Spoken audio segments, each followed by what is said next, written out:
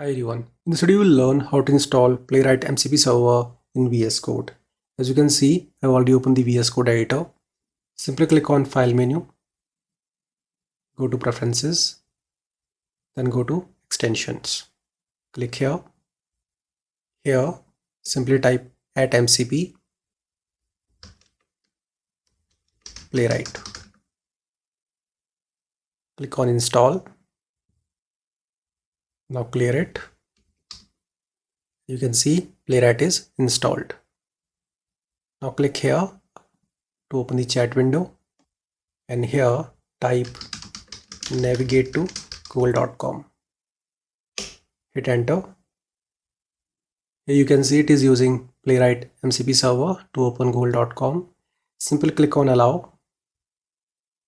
and you can see we got a browser with google.com.